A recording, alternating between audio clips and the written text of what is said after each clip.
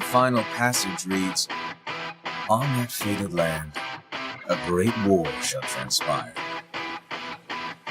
Darkness will prevail, and light expire.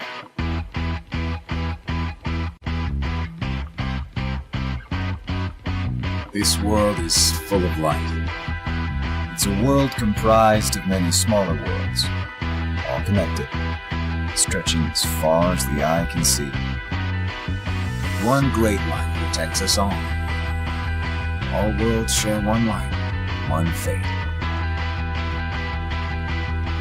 I take it you're talking about Kingdom Hearts. Yep. In ancient times, people believed that light was a gift from an unseen land. By the name of Kingdom Hearts. But Kingdom Hearts was safeguarded by its counterpart, the Keyblade. Warriors vied for that precious light, thus beginning the Keyblade War. All of this was decided.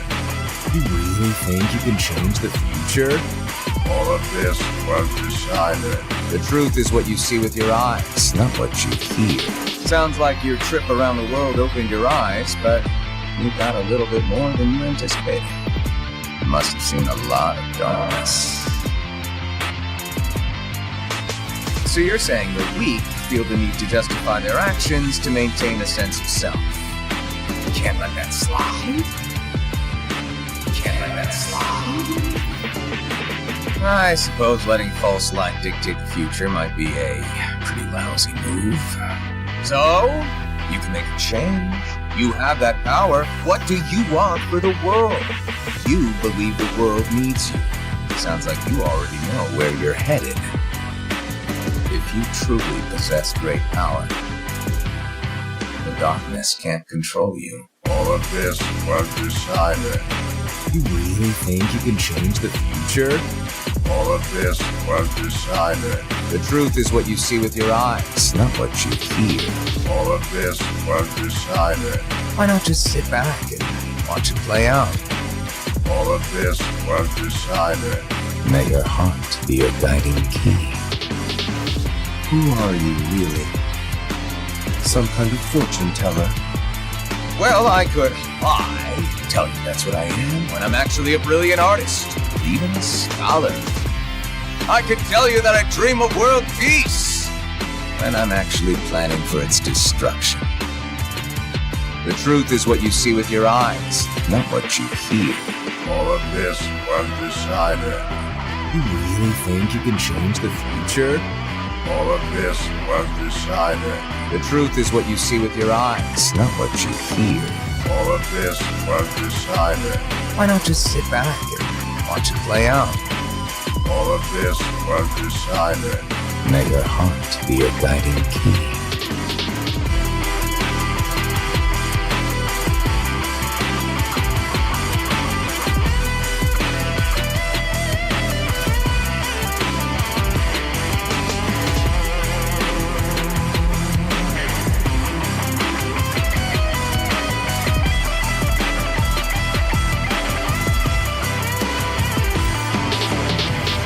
May your heart be your guiding key.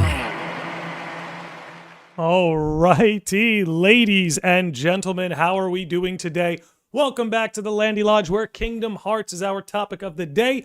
Once again, we'll be talking about Dream Drop Distance. Personally, my love for this game, primarily its story. We will touch on the gameplay and certain aspects for sure, but primarily I actually want to talk about the story of Dream Drop Distance and how I think it's something that is getting better with age, which is, you know, what we expect from the Kingdom Hearts series when it comes to these sorts of games. But first, let's do a roll call for the early birds in the chat. We got Treehouse, Lands the Master, Shadow Flare, Rock Spaceship, 5,000 Degrees, Lynn, Vitrin, Andy123, Hyrule Falcone, and the Artist Joint. Oop, I'm missing somebody up top. 1 second. Let me see if I can get you, buddy. And Ozine Maker. There it is. Ozine Maker. I think I'm saying that right. Lanny, can you show the world the beautiful Dream Drop Distance 3DS console? I actually have that in the other room. I will definitely bring that out by the end of the stream. But what I do have, I do have my little copy of Dream Drop Distance here on 3DS with me, as well as my other Kingdom Hearts DS games. But anyway, look, Dream Drop Distance, and don't worry, I'm going to have the cutscenes pulled up in the background. Give us, you know what? Let's pull that up. Give you guys a little something. Give you guys a little visual while I go on my rant here. So to get us started, primarily the reason I wanted to do this episode today is because I think what's happening with Dream Drop Distance, now that we are a couple titles in the future, actually more than a couple titles if you include the mobile games, we are several titles in the future from Dream Drop Distance, and I actually think it's emblematic of how all Kingdom Hearts games work, in the sense that the more time goes on, the better this story is aging.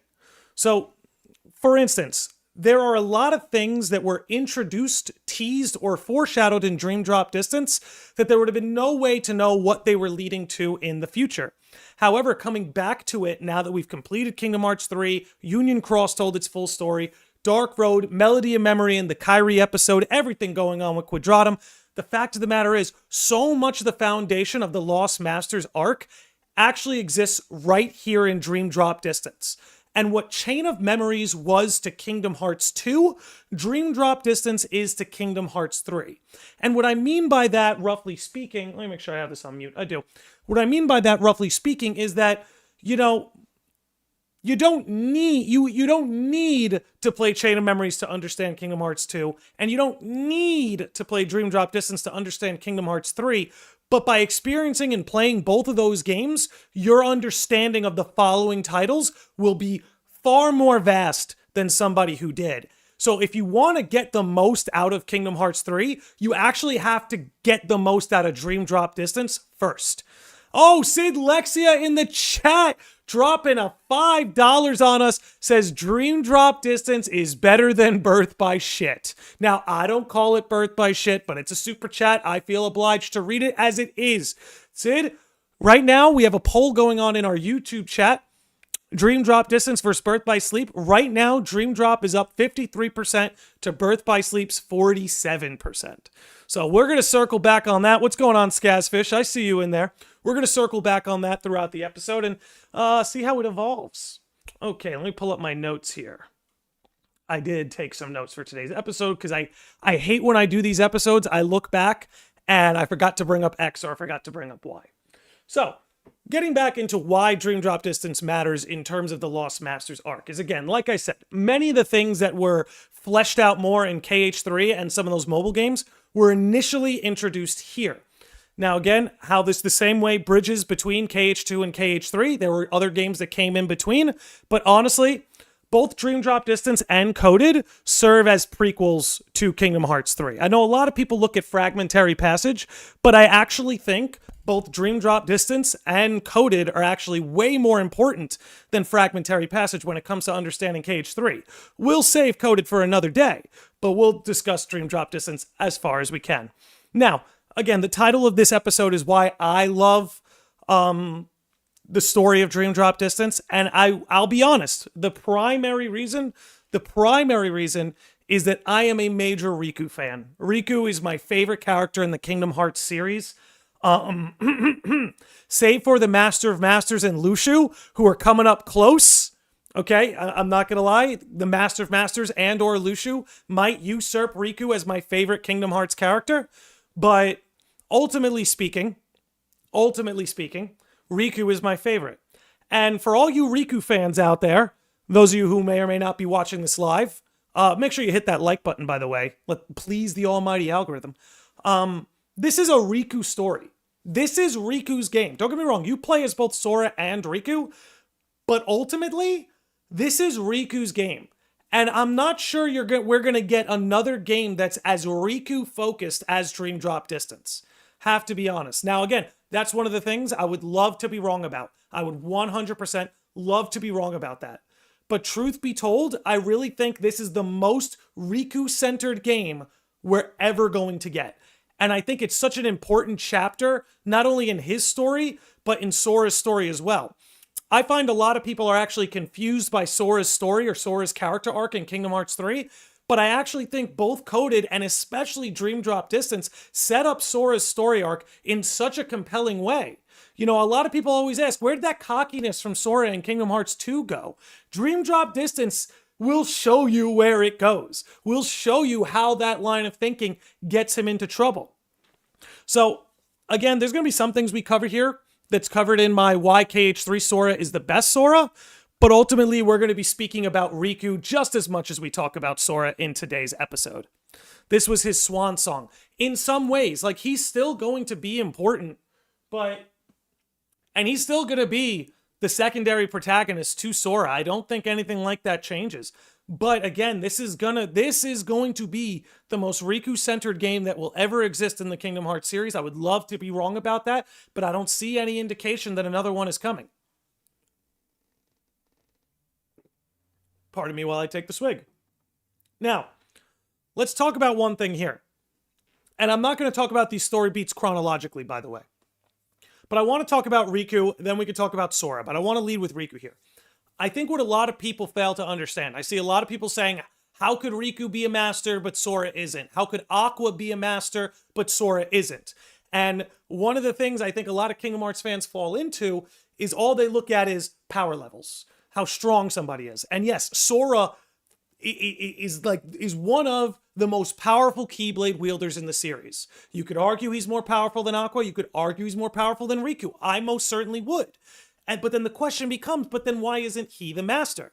And I'll explain it simple as this. The Mark of Mastery exam is not about mastering the Keyblade. The Mark of Mastery exam is and always has been mastering oneself. I'll say that again. The Mark of Mastery exam is not about mastering the Keyblade. It's about mastering one's self. You see that in Birth by Sleep when Terra and Aqua take the exam. They're not measuring who's the most powerful. They're measuring who can keep their darkness in check, who is the most in control of their power. That's the mark of a master. Not your ability with the Keyblade, not your power level. Rather, it's the mastery of oneself. In a lot of ways, Sora, like Anakin, cannot be allowed onto the council, onto the Jedi or Keyblade-wielding council, because they have not mastered oneself. That's what the Mark of Mastery exam is all about. I don't know who's calling me, but they're going to have to wait. Somebody from Ontario. I don't know any I know some Canadians, but none of them like to talk on the phone. That moment aside, it's about the mastery of oneself. Aqua displayed it in Birth by Sleep. It wavered on her journey, but by fragmentary passage, she finds it again, and then it wavers. So the mastery of oneself is not like a complete mission, like you did it once, now you're good at it. It is something that has to be maintained and kept up. Now, going back to Riku, I want to watch this scene. We're actually going to go back, I'm going to rewind. I want to watch this little scene here for a second. Let's back it up. You're going to learn right here why Riku is a master and Sora isn't. Okay, I'm going to mute myself. We're going to let this scene roll. And Can teach you the proper way. Both of you are self-taught Keyblade wielders, an impressive feat. However, the time has come for you to let go of preconceived notions, forget what you know about the Keyblade, and begin your training again with a clean slate. Huh? But that's a formality, right? I already proved myself.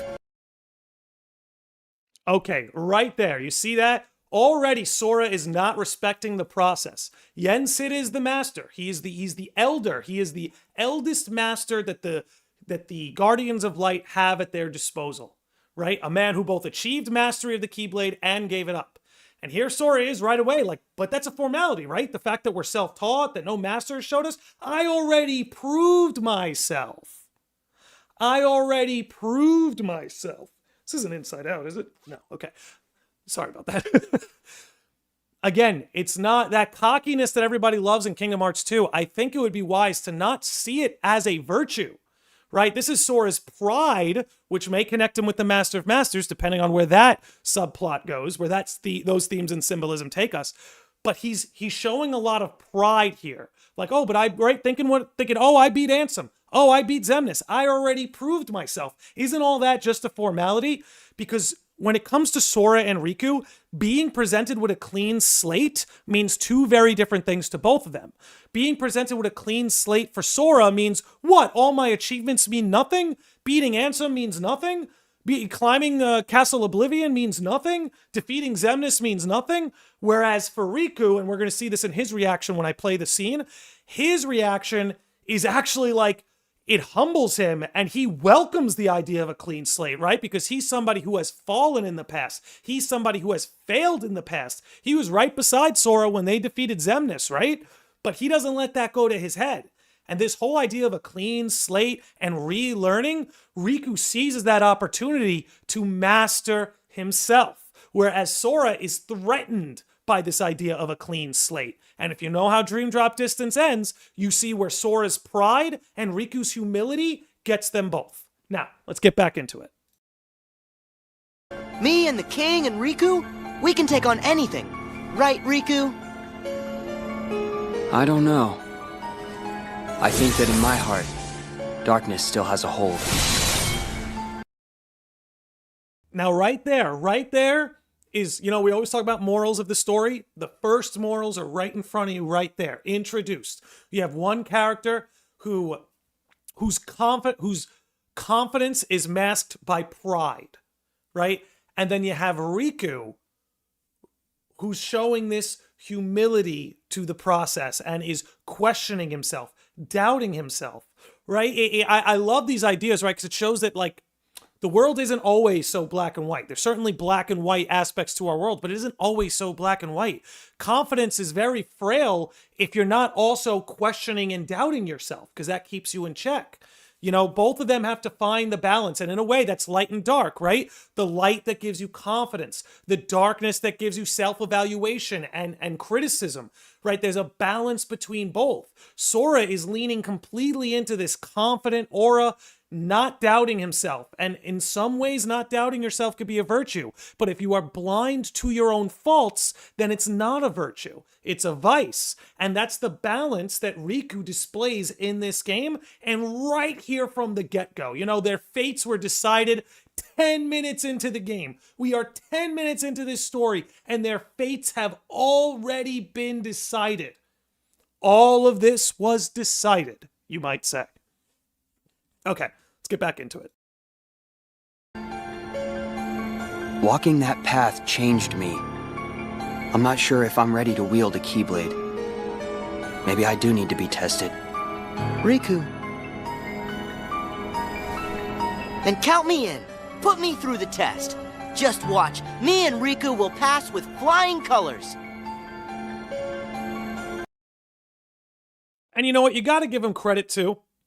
When animation was so much more limited back then, and like you even see it in the, like Sora can't read the room in a way. If you look, like he's got his hands back, oh, we got this. Whereas like Riku's looking at him like, hey man, like, and you look at Mickey, Donald, and Goofy are all looking at each other too. Just it's a very interesting dynamic that develops in the very beginning of this game.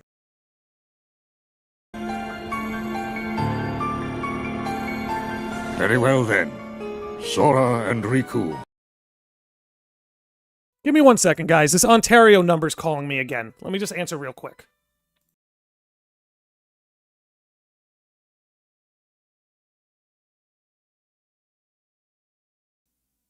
Hello, is somebody there? Alright, whatever. Alright, I don't know why that number called me twice and then nobody answered me, but whatever. We will carry on. Treehouse with the $5 super chat says, was Dream Drop Distance better on 3DS or PS4? Keep up the amazing content. Thank you, sir. And that's a great question. I got to be honest with you. I really love the PS4 port. I really do. But I do think this is the best way to play the game. Right here on the 3DS, that is the best way to play the game. No question. The 3D graphics and 3D effects are really cool. The controls, the PS4 controls are cool, but like it feels right on the 3DS. And having the dual screens also is something I miss from Zelda games. I will say dual screen for Zelda worked really well too, but I was surprised how well it could work for Kingdom Hearts. And it's very interesting to me is that, people don't give Nintendo the credit for sustaining the Kingdom Hearts series in between numbered titles. Yeah, we have Birth by Sleep on the PSP, but don't forget, Chain of Memories was a Game Boy Advance game first. Coded, 358/2, Dream Drop Distance, all DS, 3DS, Nintendo. So, give them their due. All right, let's get back into the scene. We're pretty much at the end of what I wanted to talk about from this scene. So I'll just let the cutscenes roll in the background. But yeah. Loro says, I love how they incorporated the 3D screen effect when all the first-person point of view scenes. It was very well done. Yet, the scenes, especially when Sora's falling into the nightmare, right? All of those scenes and like where young Xehanort is talking and narrating are really, really well amplified by the effects of the 3DS, which is cool. Melody of Memory on Switch too. Thank you, Dex. Thank you. I forgot about that. Okay, let me move over here. Because again, there's a lot I do want to talk about. We did talk about Sora and Riku and their journey, how one became a master, why one became a master, why the other one didn't. And again, now let's move to here. All right. Dream Eaters. And again, what I'm about to say right here is emblematic of how the entire Kingdom Hearts series works. Okay? And give me 1 second. Let me make sure everything's checked out here. So, like I say, the stories, this isn't always true for the gameplay. It's sometimes true for the gameplay. But Kingdom Hearts game stories always age like wine. I will stand by that. Strider Ryuki in the chat. What's going on, man? Says Riku was open to starting out clean and to grow more further. Yeah, he had a better outlook on the whole situation. There's no denying that. Peak Eaters, but the Dream Eaters, okay? This is a prime example of what you're looking at in the present moment is going to mean more years down the line, right? The year is 2025, and what this Dream Eater means now is very different. Not different, but has been vastly expanded upon from what it meant back when the game released. Billy the Kid Lawrence with a $5 super chat says, I played on 3DS XL. It was magical. Getting a story that was post Kingdom Hearts 2, and after I stopped being dumb, trying to grow up and let go of my childhood, which is, dude, that whole C.S. Lewis quote that everybody always mentions. Yeah, dude, that's what Kingdom Hearts is all about. But getting back to the Dream Eaters, right? Here, when you played Dream Drop Distance, you saw them as something that existed within dreams. They're these cute little animals. You get this quasi-Pokemon-esque gameplay. They're cute. They exist in the dreams. They eat nightmares, right? But here we are in the great year 2025, the peak of recorded human history. And they mean something not completely different, but they mean a lot more than they did. And now, what you're looking at right here, right? This was a time where people always wondered, how are they going to tie Union Cross into KH3 and beyond? How are they going to take, the story of Kingdom Hearts Key and link it to present events? Meanwhile, in the young year of 2012, was this game? When did this game drop? I think it was 2012. I can't find it on box. Yep, 2012. In the year 2012, the year of the Mayan apocalypse, Union Cross was already bleeding into the story. The Keyblade wielders from Daybreak Town were already here. And that's the genius of Nomura's writing. And I know there are a lot of people who roll their eyes when you say that, but this is some of the stuff that makes him a genius and makes the games that he's a part of worth coming back to years and years later.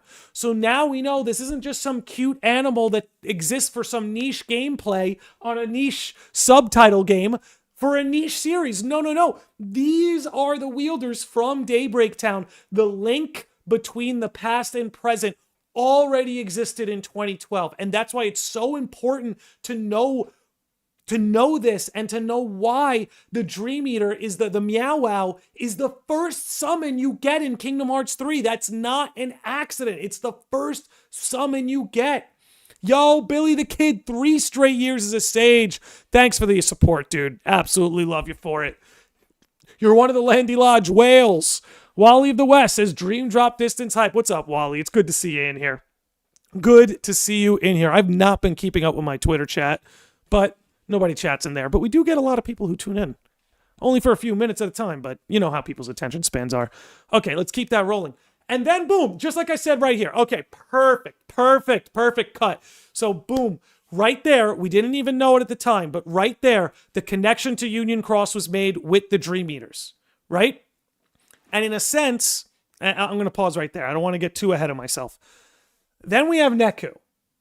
Now, Neku, this one I'll admit may be a little bit of a stretch, but I personally don't think it is. Chat, you let me know. Neku, to me, was our first hint at Quadratum. Was our first sort of, how do I put it? I don't want to call it foreshadowing because it's not quite that. But Neku was the first window into the idea that something like that could exist. Now, we didn't know it at the time, and the reason why I say I have to connect him to Quadratum is because a major part, for those who haven't played The World Ends With You, a major part of The World Ends With You is that it takes place in Shibuya, and you have the 104 building. That's a major part. You can't escape it. It's integral to the plot. And then when the first thing we really see of Quadratum is in a sense, a mimicry of the Shibuya crosswalk and the 104 building, 109, whatever it's, I know they waver it. That right there, the connection is made. The connection is made. And we have to hold our breath because they may even go a step further if we're in Quadratum and boom, Neku is there. Boom, all the other Dream Drop Distance characters, not Dream Drop Distance, World Ends With You characters are there. So there's a chance that we go to Quadratum and we see the World Ends With You characters again. But even without that, the Shibuya crosswalk in the 104 building is so integral to The World Ends With You. It's on the freaking cover of Neo, The World Ends With You, for God's sake. And then for Sora, his first step in Quadratum is at a Shibuya crosswalk with that building. So in a sense, right here in 2012, with the Dream Eaters, you had a connection to Union Cross. And with Neku, you had a connection to Quadratum, or at least the idea that downtown Shibuya exists in this world in some way. In some way. Yeah, 884, we're going to get to that. We're going to get to that once Joshua comes up on the screen, because that changes things. Once Joshua gets here, because again, like I said, a lot of this appears to be Dream Drop Distance in a lot of ways. It's not only like a prequel to KH3, it's a prerequisite to everything that will take place in the Lost Masters arc. Like, just remember, Sora failing the Mark of Mastery exam cannot be separated from him abusing the power of waking in Kingdom Hearts 3. Right? Like that follows itself, right? That follows itself narratively. So you can't separate those two. You just can't. Alrighty, let's keep this rolling. Let me check my notes, make sure I'm not leaving anything out. Okie dokie. Here's the issue. I think it's too soon to really confirm that. I can definitely agree with that. I can see the vision. When Sora wakes up, it looks familiar to Neku waking up where World Ends With You. But Nomura did say these two were different. I think they're different in the way the Final Fantasy games are different. You know how like the FF7, FF8, and FF10 characters that are included in the world of Kingdom Hearts, they're not the same characters from their own games. It's like a separate independent version of them. I think the World Ends With You crew, that's true as well. This is not Neku from the World Ends With You we all played. This is like the way Cloud is connected to FF7, Neku is connected to World Ends With You here, right? But I definitely agree with that point. I definitely agree with that caution. Might be what I say instead. Now, the next thing I want to bring up about Dream Drop Distance really sort of paving the way for the future is that this is really the first inklings that Yen Sid knows more than he ought to. And, you know, that's a subplot that is really just a theory of mine. It hasn't come into full fruition in the series yet, but I really do believe Yen Sid knows things that he's withholding from the Guardians, and I believe Dream Drop Distance is our first sort of look into that. So let's keep this going. Okay. The next thing I wanted to talk about, we touched on Riku and his sort of, his full arc, how his humility led to him passing the Mark of Mastery because it's a mastery of oneself. I remember the Yen Sid evil theory. Again, I don't think he's evil. I think he's well-intentioned. I think he's well-intentioned. He's just playing chess, you know? Now, I want to talk again a little bit more about Sora and his sort of failure, which let's pull this up towards the end here. Again, we'll touch on this scene. This is a great scene. I definitely want to watch. But I want to take us all the way to here, basically, for now. And we're definitely going to talk about Xehanort. Especially young Xehanort and time travel. Definitely something I want to say. Perfect. Just want to get this in the shot. Okay. Let me skip ahead. Okay. Now, look. You know, one of the criticisms from Kingdom Hearts 3 is people felt like Sora lost his confidence. That Sora lost his swagger. The sort of that sort of cockiness that was present in KH2 was gone in Kingdom Hearts 3. Now, you know, a lot of people see that as a regression of his character, but I really could not agree more. It was completely purposeful, and if you understand the story of Dream Drop Distance, you understand why Sora feels the way he feels. You know? This is a guy who went into the Mark of Mastery exam, and you saw it. You couldn't break him. Riku and the King and I, we can handle anything. That's just a formality, right? I already proved myself. You have.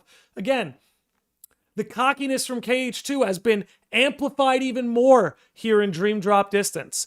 But remember, the bigger you are, the harder you fall. And Sora's head was pretty big, which means he crash landed here at the end of Dream Drop Distance. And one thing I want to give Nomura a lot of credit for, he is incredibly creative about finding a canonical reason to reset Sora to level 1 in every game. It's incredibly smart. From 1 to Chain of Memories, where he gets the Castle Oblivion, where to lose is to find is to lose. Then there's Kingdom Hearts 2, where he wakes up in the pod after a year of sleep, so he's got to shake off the rust. You know what I'm saying? Then you've got Dream Drop Distance, where Yen Sid essentially throws them into these dream worlds, where he purposefully reset them. And then you have KH3, where, and this is so important to remember for Sora's character, right? He's not being reset to level 1 because he's been put into a dream world. He's not being reset to level 1 because he's climbing a peculiar tower. He's not being reset to level 1 because Naminé had to put him to sleep and literally restore his brain. No. Sora in Kingdom Hearts 3 got reset to level 1 because he failed. Because he failed miserably, and he was seconds away from being turned into a puppet, seconds away from being hollowed out, seconds away from being consumed by the darkness of sleep. And that's why in KH3 he's so much more timid at first, why he's down on himself, why in Olympus Donald and Goofy have to like talk him up and, you know, try to get Sora his groove back. You know? He was so incredibly humbled in Dream Drop Distance. And again, he's at level 1 not because of some extreme circumstance where he needs to be restored or tested. He literally was returned to level 1 to weakness because he was taken. And man, Sora was reset because he went to the past in Dream Drop Distance. I know that's why he looks like his Kingdom Hearts 1 self. I was just more speaking in an umbrella term that he was, in a sense, falling into his own sleep, falling like inwardly into that kind of sleep. But yeah, let's keep that going. And again, to be referred to as a dull, ordinary boy, like the whole thing, like sort of calls Sora into question. That's what Dream Drop Distance is about. Calling Sora into question. You know, in a way, you have to think about it like this. There's always a light in the dark, right? There's always a light in the dark. But the light of sleep would be dreams. And I think, you know, we all agree that the Lost Masters arc is pushing us towards a world where the threat might be that there's too much light, right? Not that the imbalance is in darkness's favor, but that the imbalance is in light's favor. And I think Dream Drop Distance symbolically, thematically, shows you the dangers of being hypnotized by the light. Sora is in the darkness of sleep, but it's the light of dreams that are guiding him further and further and further. Just like Riku says earlier, not too much earlier than this scene, Sora, don't chase the dreams.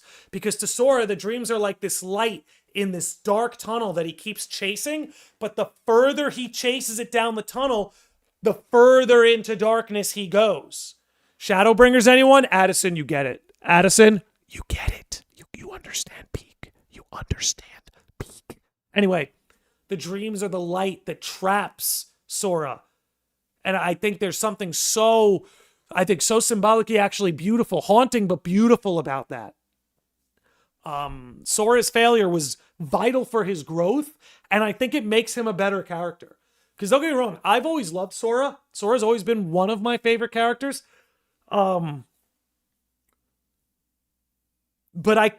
But to me, Dream Drop Distance in Kingdom Hearts 3 made me love him more. Because it comes full circle. Go play Remind. In Remind, Sora's got his groove back. He's running his mouth to Terranort. You know, like Sora's got his groove back in KH3 Remind. And the reason why it hit so hard in Remind is because we watched him lose it in Dream Drop Distance. We watched him struggle with it at the beginning of KH3. But by the end of Kingdom Hearts 3 Remind, Sora is completely transformed. And the confidence isn't coming from a place of cockiness because he's been humbled. He does have that humility. It more comes from a place of faith. Right? That every step further will always be a step closer to home. That sort of personal faith in himself. That's where the confidence is being derived from now. Not from this place of, I've already proved myself, right? It's again, I think it's so beautifully done. I really think it's so beautifully done. And personally, I love it. Personally, I love it. Okay, I want to get to another scene here. Want to back it up a little bit. Let me see. We'll go over this scene maybe at the end because it is a cool scene. Actually, yeah, no. Let's talk about this. Let's actually talk about this. We have to. All right, let's skip ahead a little bit. No. I'm actually glad we're on this and we're still talking about Sora. Let me boost this up.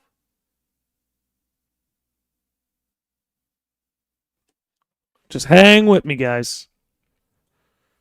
Let's skip ahead of this fight. I think I missed it. Yeah, it's over here. That's something we're going to watch too. Actually, we should watch this whole sequence. Actually. While we're on Sora's story. All right, I'm going to pull this up. What's up, Liam? I'm going to pull this up. We should watch this.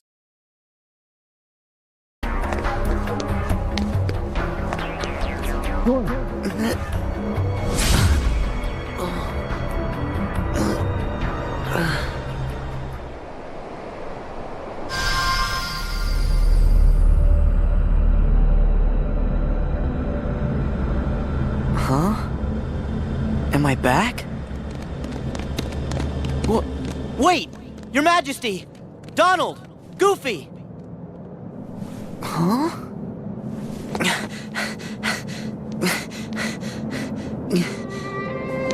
Huh?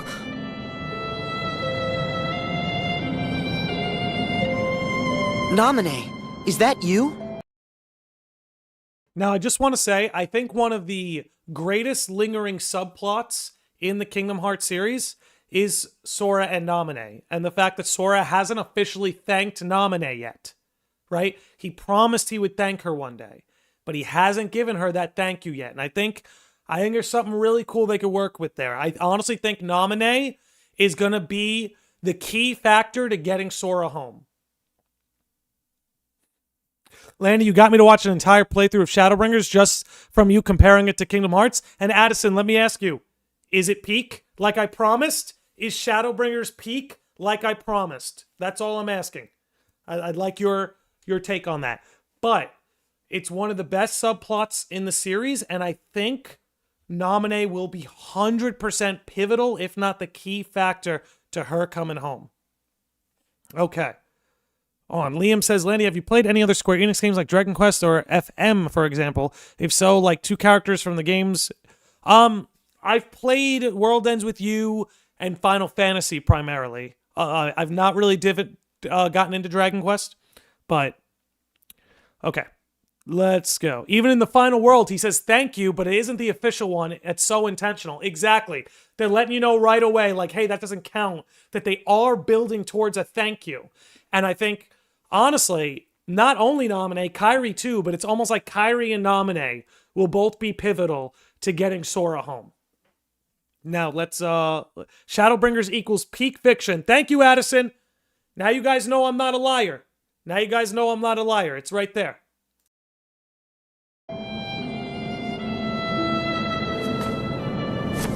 Wait! Naminé! I've got a message for you.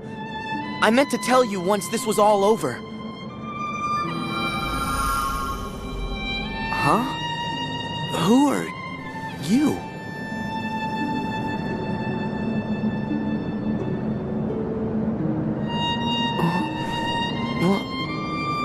Why am I... Well, hey, wait! You gotta wake up.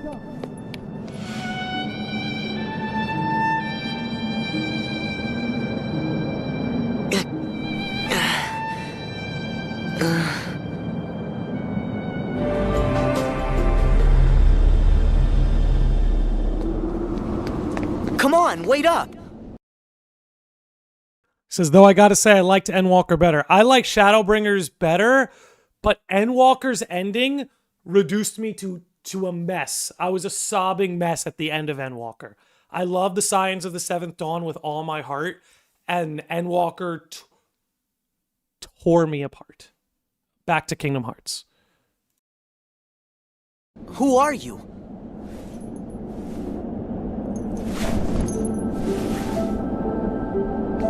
You're... Roxas! How can you be here? Am I dreaming? Come on, say something. This could have been the other way around. Huh? But it really has to be you. What do you mean? There are so many hearts that are connected to yours. You're me, so you can feel what I felt. No. Roxas, you're you. We're not the same. Now again, right there, you know Roxas is coming back. Again, in Coded, it was foreshadowed, but in case you didn't play Coded, they made sure to include something like this. Right there, it's telling you the ending of Kingdom Hearts 2 is not... It's not a happy ending for Roxas. It's not a happy ending for Naminé. That's why Naminé looks so sad, ultimately, in that first sort of shot. But here is Sora telling Roxas he is his own person. And we've talked about the fact Sora may have the power to make people real. That Sora has the power that if he sees you, he has the power that if he sees you as real, you become real. I think that's ultimately, I've gone on, Treehouse and I did a whole episode on this. I ultimately think that's why Vanitas looks the way he does, because Sora is the one who makes him real. Sora has that power. And I think that's why the Master of Masters wants to bring him to the world of fiction. Because if Sora has the power to take someone like Roxas and make him real, take someone like Xion, made from the scraps of memory Sora had about Kairi, and make them real, then maybe Sora has the power to make an entire world real. We'll see. I'm going to let this keep going. I wanted to tell you that you deserve as much as I do to be your own person. That's what makes him the hero. Sora, see? That's why it has to be you.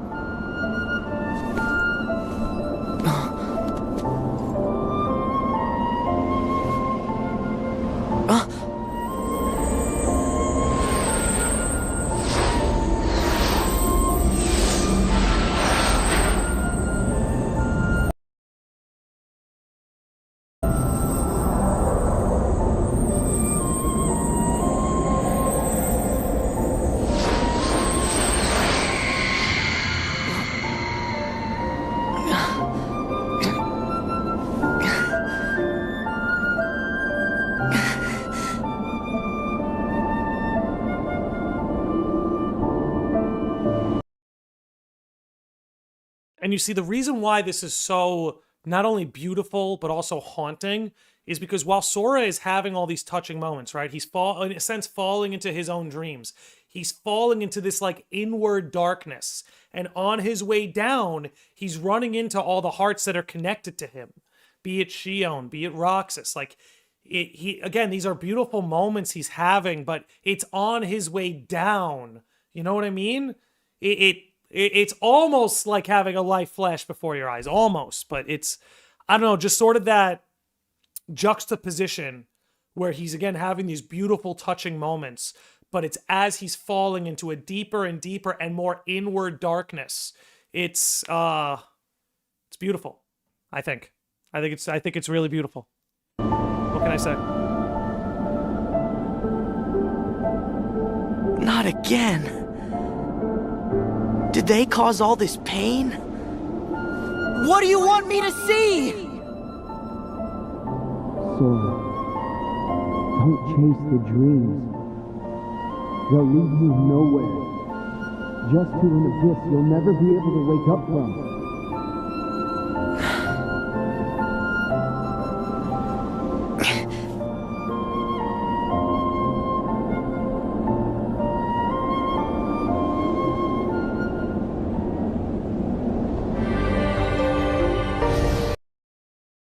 Let's pause it there. That was a good scene. Happy to see that, but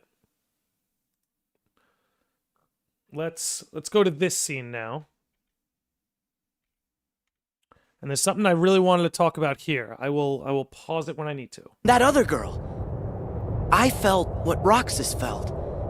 And they laughed together, got mad, and they grieved. You have to have a heart to cry. It's about time you noticed. Indeed. A heart. Okay, and right there, that's the other thing too. Something else contained within Dream Drop Distance are the biggest hints that Xigbar is Luxu. That's the other thing. The biggest hints that Xigbar is Luxu are also contained within this game. Right? Remember, the Xemnas out is the one who lied to the nobodies and told them they didn't have hearts. That was a lie from Xemnas, and they all bought it. But what you learned in that moment, before Xemnas comes along to confirm he was lying, like he does here, you saw that Xigbar knew it was a lie. Now, why would Xigbar know it's a lie, but not Saïx? You know? You guys will have to forgive me. I shaved before doing today's episode, and it's like making the under of my nose like itch a lot. So please forgive me if you see me sniffing or scratching. But let's keep this going. Is never lost for good.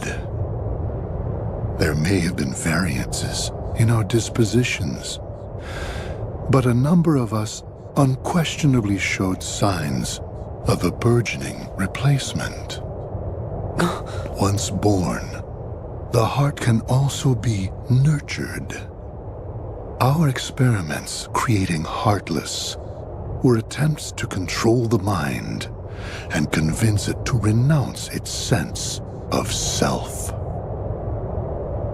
But understand, one can banish the heart from the body, but the body will try to replace it the first chance it gets, for as many times as it takes.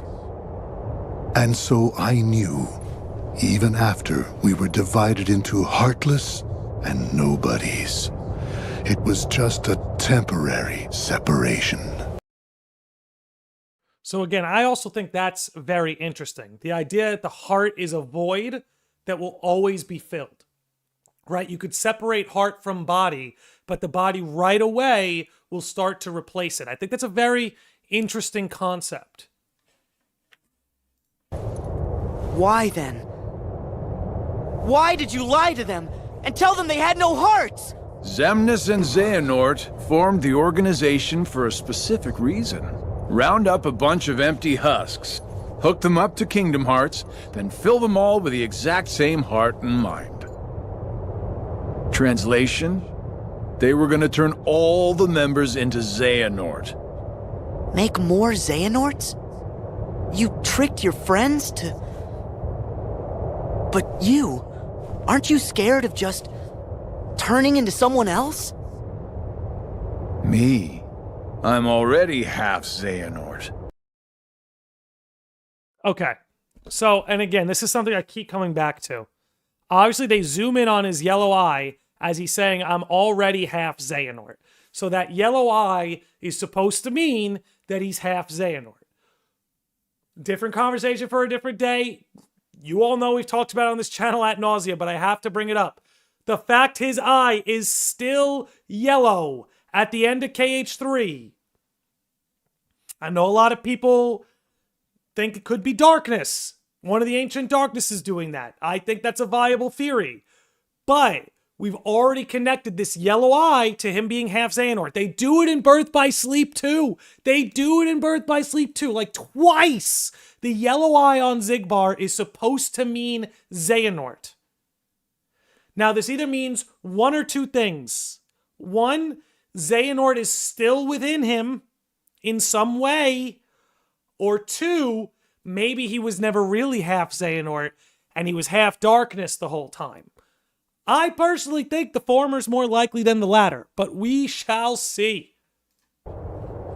That's nuts. However, through weakness of body, weakness of will, or weakness of trust, most of the original members we had chosen for the organization were inadequate. Thus, naturally, they never had a chance to attain their goal. Yet, even this was to be expected. We have learned of the heart's folly, and we have achieved our other goals. This last excursion has proven to be a worthy closing assignment for the organization. Just stop it! You treat people's hearts like bottles on a shelf, but they're not. Hearts are made of the people we meet, and how we feel about them. They're what ties us together even when we're apart. They're what make me strong. Duh. You're strong because of the ties you have with other people. Yeah, the video for some reason is desynced on this cutscene. I don't know why this scene in particular, but it's something weird with I guess how they recorded it. But guys, pay attention here, because something very important is happening here. Another reason why I love Dream Drop Distance and how this scene how scenes like this age better with time. He was even a sarcastic asshole about it. It was like, duh, you're strong because of the ties you have with other people. Now, how was the organization always trying to approach Sora? They're always trying to get him alone. That's what they're doing here. They severed him off from others by making him chase the dreams inward into a deep, vast darkness. Didn't work this way. So in Kingdom Hearts 3, they literally killed off his friends, left him alone. They recognize this. This is, again, one of the things where what is seen as Sora's strength in Dream Drop Distance, in a way becomes his weakness in KH3. And I'm going to let this scene continue before I elaborate further. As Keep if that in the mind. Keyblade would choose a wimp like you. But no pouting. We see much bigger and better things in your future. That's Lushu talking. Once you side with us.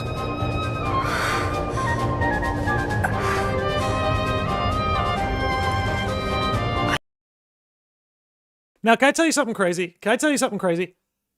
You see how, remember, it was not Xemnas asking Sora to side with them. It was not young Xehanort or Master Xehanort asking Sora to side with them. It was Lushu. And it makes me wonder, right? Lushu always has a layered ulterior motive.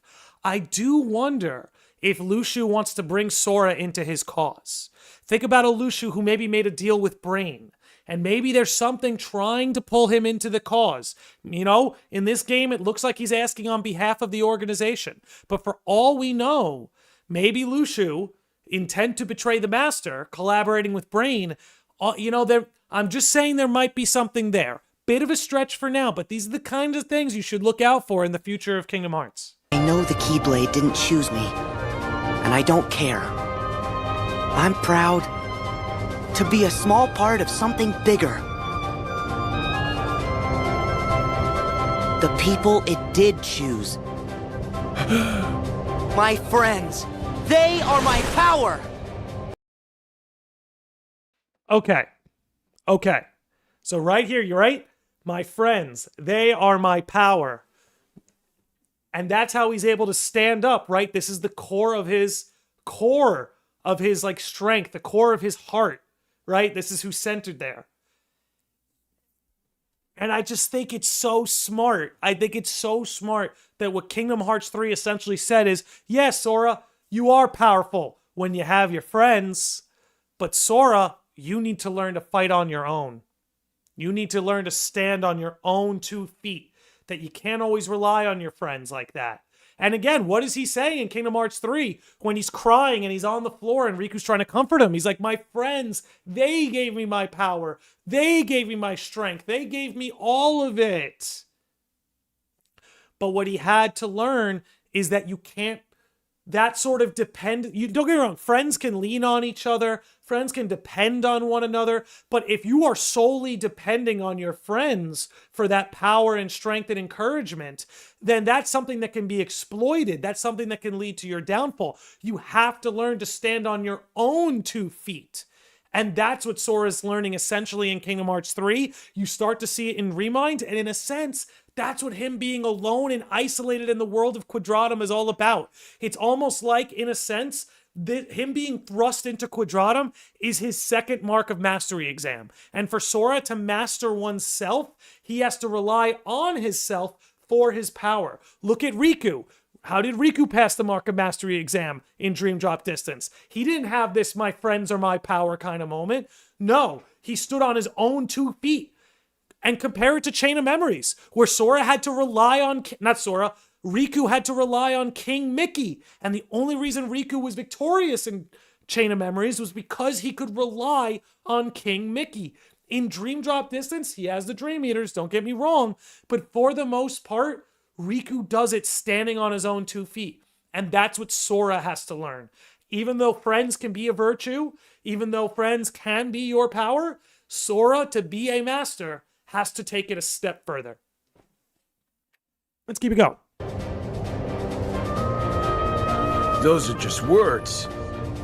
You've lost. Fine. See where your power gets you here. Now, you see, it's like, I wonder why he's so frustrated. Because if Sora keeps chasing the dreams, he will fall. It almost feels like he was trying to pull him to something else. Don't know that for sure yet, but let's keep it going now. Xemnas, he's all yours. And you see that too. It's like he didn't even want a part of him after that. You know?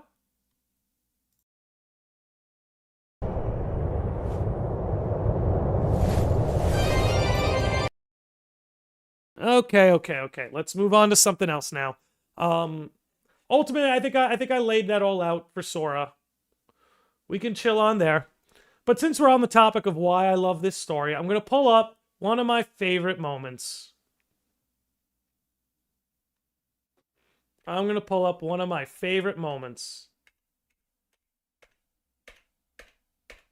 Let's go back. Just hang with me. Hang with me, chat. We're going somewhere fun. Promise you we're going somewhere fun. Laurel says, this scene is so good. Lushu being the lone wanderer for millennia, seeing all the connections Sora has made that has made him strong, and him realizing that he has none. Exactly. There's no one in the series who's perhaps more alone than Lushu himself. Of all the characters, I think Lushu is perhaps the most lonely. This is paralleled again in Kingdom Hearts 3 with Xehanort and Ericus when Xehanort looks away from Ericus and his students and stumbles. Yes, where he sees Ericus surrounded by the love of Ventus, Terra, and Aqua, whereas Xehanort has no pupils, has no apprentice, has no love. Very well put, Laurel. Very well put. All right, let's watch this scene. What I love about this scene is it's such an amazing moment for Master Xehanort. And we're going to talk more about Xehanort and time travel after this. Such an amazing scene for Xehanort, but also an amazing scene for Axel. Let me let this roll for a minute. Let's let this scene roll.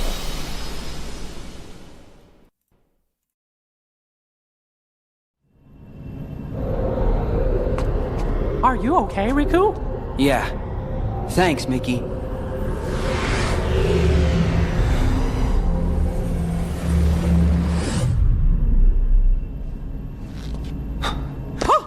Master Xehanort! Huh? We were right about you!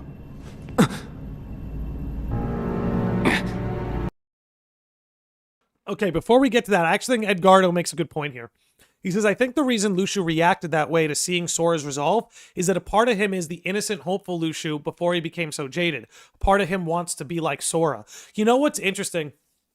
I've seen a lot of people compare Gula to Sora, but I actually think that sort of like base personality Luxu might be the most like Sora. He's always asking questions. You know, he's always a little bit, not airheaded, but he's a little up in his head. But like you mentioned, Edgardo, you know, Luxu, before he was sent out on his role and his mission, he cared about the Dandelions, he cared about the Foretellers, he cared about Daybreak Town, he didn't want to do the sacrifices. I really think that early Luxu that we see in back cover primarily really is a lot like Sora. And I think there is something to what you say, that when he sees Sora like this, surrounded by all his friends, this goes into what Laura was saying too, you know, it reminds him of everything he doesn't have, you know? It reminds him of everything that he doesn't have. Okay, I'll let this keep going. All of this was decided.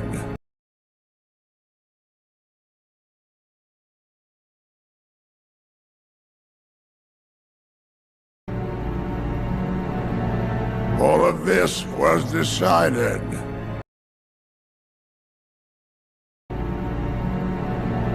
All of this was decided. Listen, guys, listen. When I talk about why Kingdom Hearts games always age well, when I talk about why coming back to a Kingdom Hearts game after the story has fleshed itself out more, you can bear more fruit. You could bear more fruit. And what I mean by that is, right there, there's the Book of Prophecies, guys. Here it is. Here it is. There's the Master of Masters. There's the Book of Prophecies. There's Union Cross. It was right there the whole time.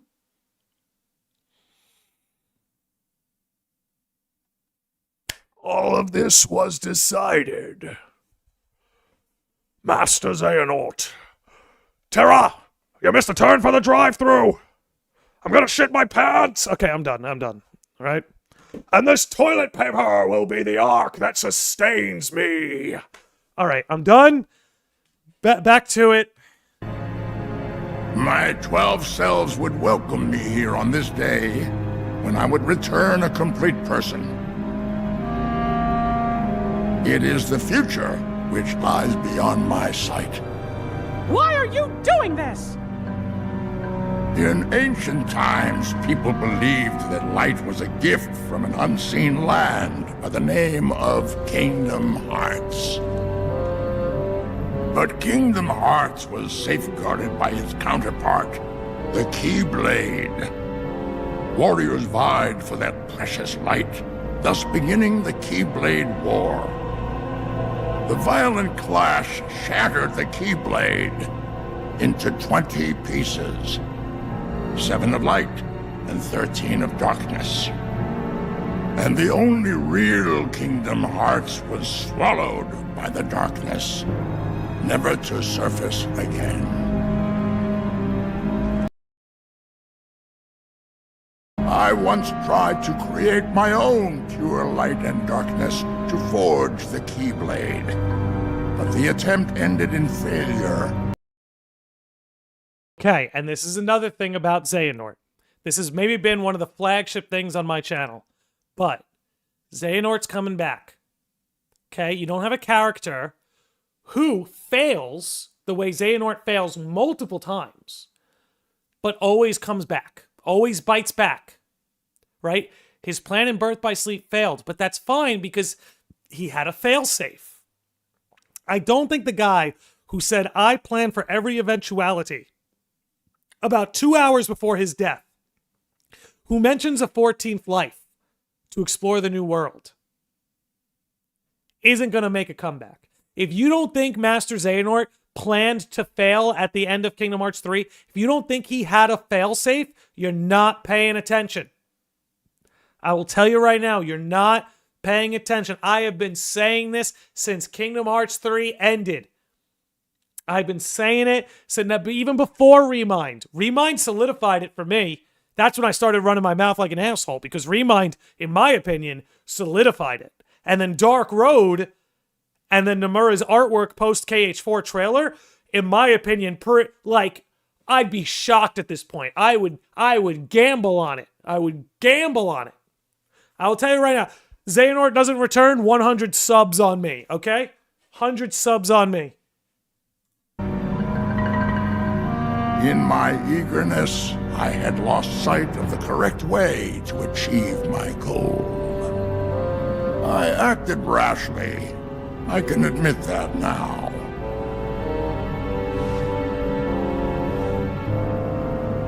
What you did back then, your mistakes, changed the destinies of 3 of my friends. But destiny is never left to chance. I merely guided them to their proper places. The broken boy who failed to be the blade, the misguided master who sacrificed herself for a friend, and the feckless youth who became my new vessel. I couldn't find a way to save them. But I wanted to believe that their sacrifice stopped you for good. Why? How was I so blind? I should have seen it as soon as Maleficent started gathering the 7 princesses of heart. Yes. They were all my doing. I used the evil fairy to find 7 pure lights for me, just as I prepared 13 vessels to fill with pure darkness.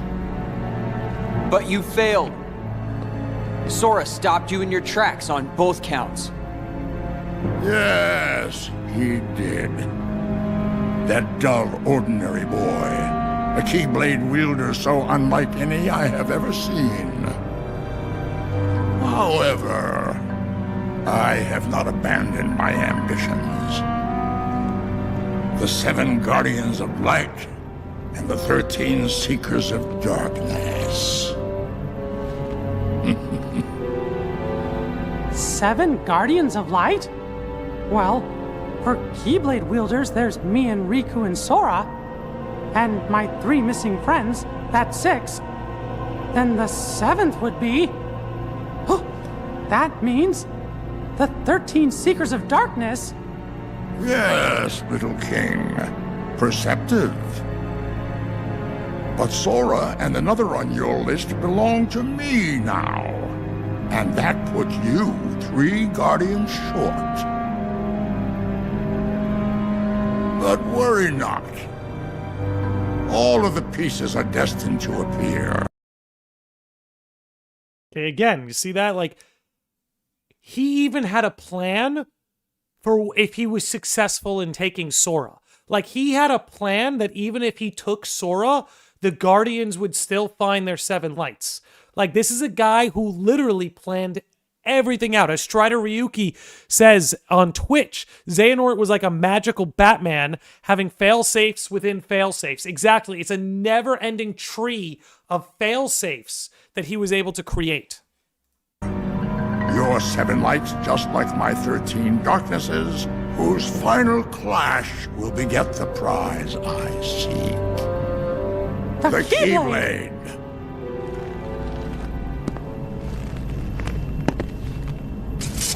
But first, the 13 darknesses shall be united. All the seats have been filled, and now the last vessel shall bear my heart like the rest.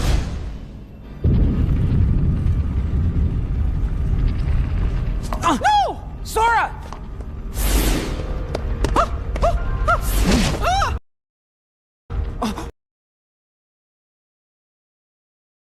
Peak fiction. Peak fiction. Like, does it get any better than this? When you take money out of your wallet to pay for a Kingdom Hearts game, is this not what you're paying for? Is this not the exact thing you are looking for? Is for anime edgelords to choke slam cartoon mice? Like, people don't understand how much Nomura understands us. They didn't have to do this. You know what I mean? There were a lot of different ways Xemnas could have gotten in the way of Mickey.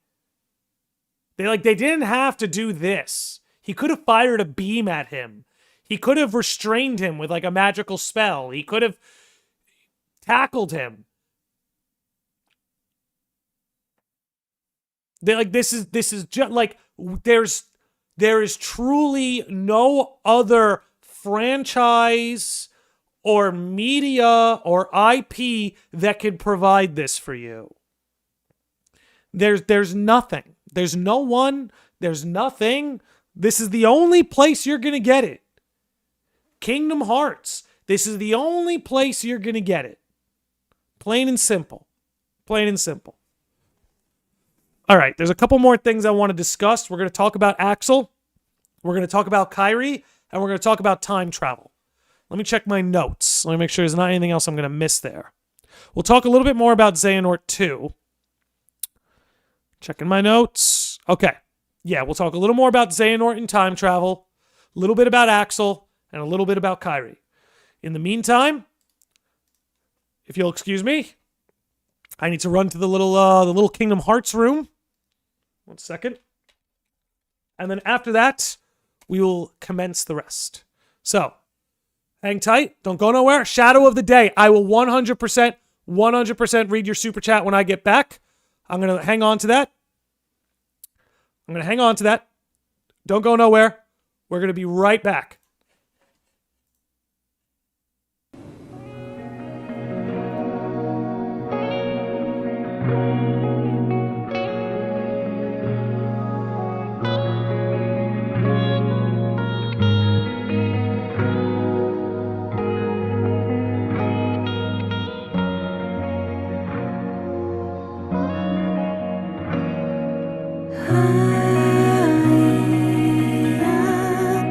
Na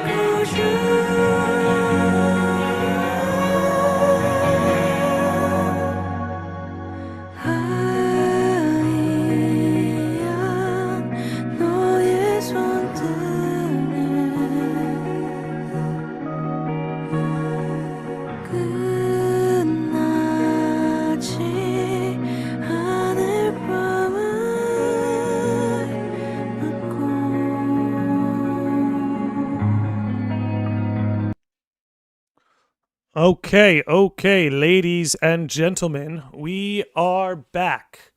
We are back. Okay, 1 second. Okay, Shadow of the Day with a $10 super chat. By the way, is that a Linkin Park reference? Rest in peace, Chester. But is that a Linkin Park reference? Says, please dive into the grid lore, sleep, data, dreams, Ansem, Flynn. Frustrated Jacob, a respectful YouTuber, finds it and Dream Drop Distance nonsensical. Be cool to see you guys stream and discuss, even if disagreed. You know, I think I maybe I'll see how available he is, because maybe that could make a nice conversation, is for the two of us to talk about that. Because we've done analysis videos on tons of Kingdom Hearts topics, Dream Drop Distance and all that sort of stuff included. This episode's more about why I really just love this story, why I love what happened here, how it's getting better with age. But yeah, I think just to go on sleep, data, and dreams, you know, I've talked about how that even is going to play into Quadratum, about how, you know, I think ultimately we're going to have 7 worlds, right? I think you're going to have the world of sleep, the world of dreams, the world of data. You're going to have the standard, like the real world, the real Kingdom Hearts world. You have the world of fiction. You have the world of darkness. And then you have the final world. But we'll see. There might be better categories to link for like 7 main worlds. But anyway, you know, I think, you know, speaking of data, I also equally think Coded is a much better game than people give credit for. And the world of data is interesting, right? Because the Book of Prophecies is technically data. You know what I'm saying? The Book of Prophecies is technically just a book of data. And for all we know, the world of fiction could be a world of data. It could be a world of sleep, dreams, right? A lot of people, both worlds have the impression of each other that one is the afterlife. One is the life you live. The other is the afterlife. As for dreams, especially, you know, we talk about, Dream Drop Distance, probably the most appropriate one to talk about, is that dreams are only going to get bigger. Dreams are only going to get bigger, especially when you consider that the Dream Eaters, and that Riku is a Dream Eater for Sora, right? And the Kairi sort of has a similar symbolic connection to Chirithes, which again, we'll get more into that later. You know, when you consider that the Dream Eaters, we talked about this earlier in the podcast, but I want to humor you, that, you know, that the Dream Eaters connect Daybreak Town to the present day. That those are the kids who fell in Daybreak Town. That the world of dreams is a world that is sustaining those souls, that is sustaining those hearts, just in an unorthodox way. And not to mention, now that we know that Dream Eaters and nightmares are only going to get more important as time goes on. When you consider that a nightmare, you know, you want to talk about the importance of World of Dreams. When you consider that a nightmare was really the first adversary to sort of manifest in the Kingdom Hearts chronology, right? It wasn't Heartless and Nobodies in Daybreak Town. It was nightmares, right? That, you know, this world of dreams, of sleep, is really sitting at the core of what's going on with Kingdom Hearts. And that, how do I put this? How do I expand on this further?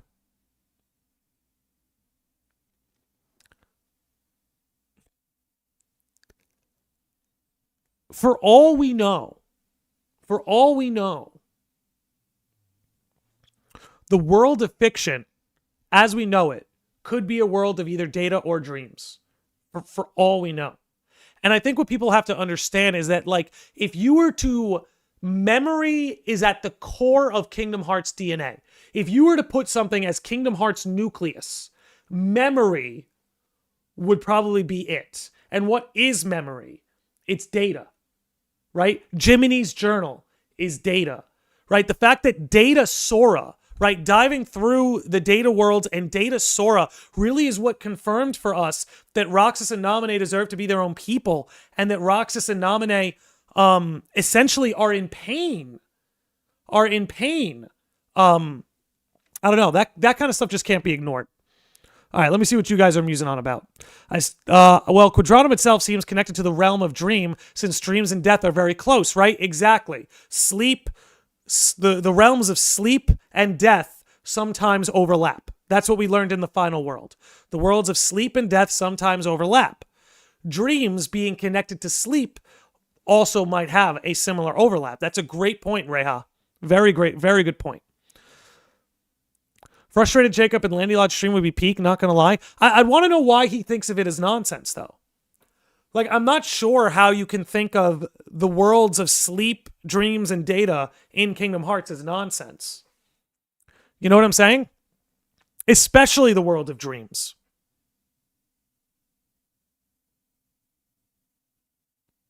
Like, I'm really trying to think it up. It's not that complicated, right? It's not that complicated.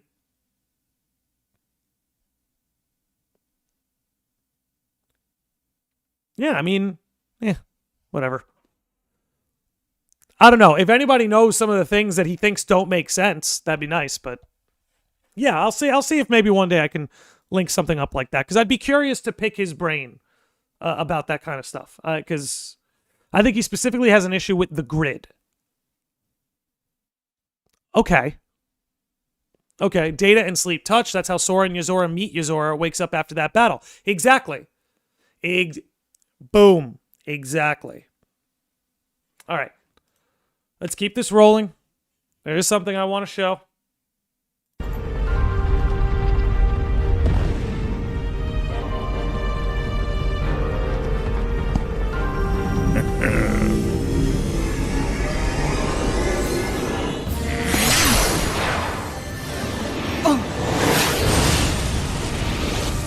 He made it! You.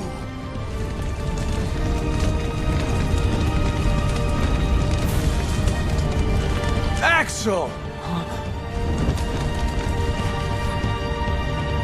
Axel?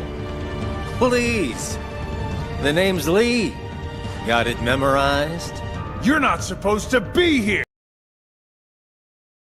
Nah, bro. Nah, you know, it's like, in a way, he's saving Roxas. You know what I mean? That's what I love so much about this moment. Not just the aura farming, as the kids would say, but in a way, he's saving Roxas right now. You know what I'm saying? Like, there's so many layers.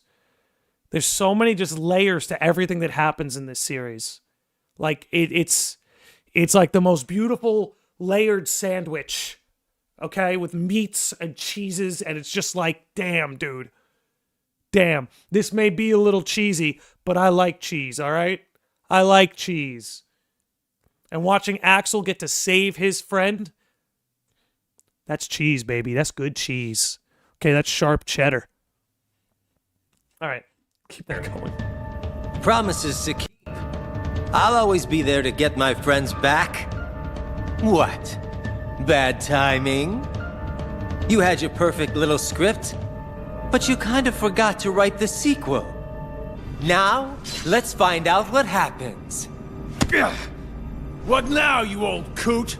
Our time is up! Excellent point by Wally over on Twitch, who says he's technically saving an old friend with Ventus too. That is exactly what I mean, Wally, is like there is just layers upon layers. It's not just Axel turning to the Guardians of Light. It's not just Axel, saving Sora. He's saving Roxas. He's saving Ventus. There's just so many layers to everything transpiring in this moment. From Xehanort with all this is decided, Book of Prophecies, fulfilling his role with the Master of Masters, to Xigbar as Lucio, it just doesn't stop. And then, of course, this moment. Aiza. Like, as he comes back to rescue one friend, another friend turns on him. Like, this is what I mean. This is what we all miss. This is what we all miss, man. Let's keep it going.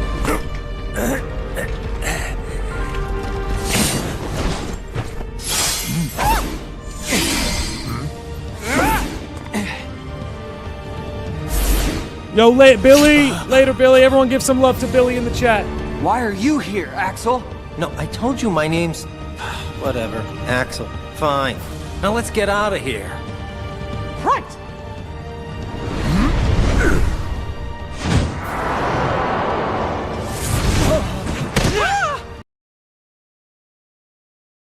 And then You have to remember that this is Terra.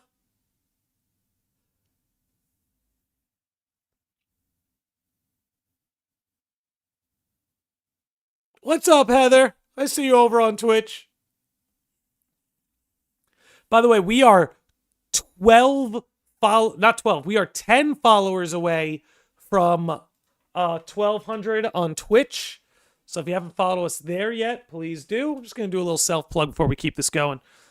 And on Twitter, we are coming up on 850. So if anybody out there watching can help us bridge that gap, please do. We appreciate you watching. Now let's throw this back up. But again, keep it going.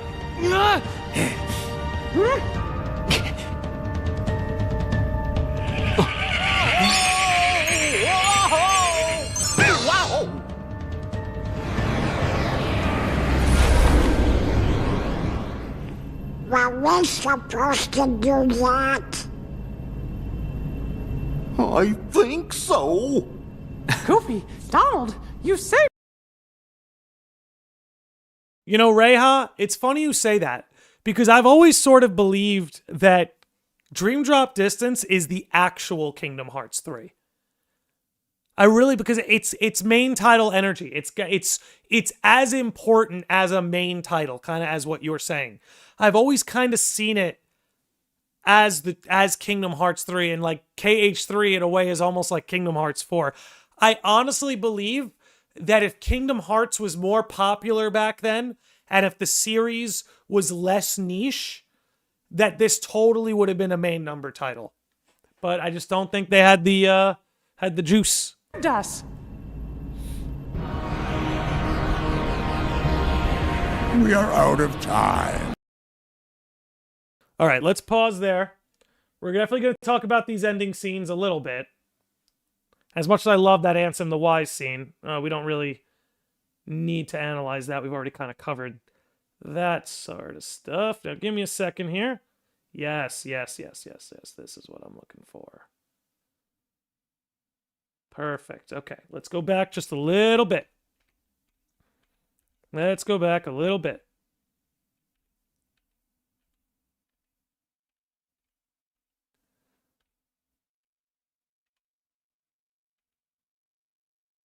Okay, this scene, which we cannot... let's actually just go back a little bit more.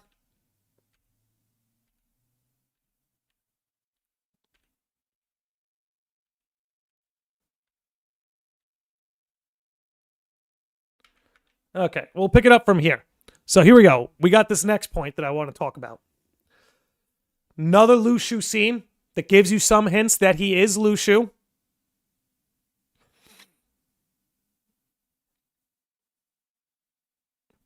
But there's something else here that I definitely want to discuss when we get into the time travel stuff. So hang with me. We're going to let this scene play. We got a lot to talk about. Before it started, and ever since, we've been both your companions and your constant guides. Before it started? Oh, the man in the robe! And so that guy in the black coat! And Xemnas! Bingo! You were able to go back in time to just before your home became a sleeping world, only because a past version of you already existed there. And you see, they're already explaining time travel to you. Young Xehanort lays it out in plain English, but even Lushu here is showing you, telling you how time travel works. And I can see, in the past, you already met Mr. Robe Guy. Yep, he was there then to make sure you ended up here now. That's ridiculous! It sure is. It's too perfect. Who'd ever believe it? Which is why you idiots never saw it coming. You thought you were off doing some kind of test, right? We'll test this. How come you're wearing the same clothes if you're already back home? You are not gonna wake up, okay? Look, there's no real versus dreams anymore. There's just you, us, and this. So I wonder a little bit, that line, there's no real versus dreams anymore. Obviously, in the moment, they're talking about Sora's circumstance, him chasing the dreams, that sort of inward darkness that he's falling into. But I almost wonder if, again, that's sort of indicative of what the Master's plan with Quadratum and the world of fiction is with the real world, is not have these worlds be separate anymore, to bring them together. No real versus dreams, no fact and fiction, no real and fake, to bring the two together. Keep it going. And also, let's keep it going. I see. Fair enough. So what? At least I know who to blame for it. Ooh. I see you still got that angry look down. Still got the angry look down. There it is. There again. You're looking for the hints that he was Lushu? There's a big one. There's a big one. But here is where I tag out. I got just a few more hoops I gotta jump through.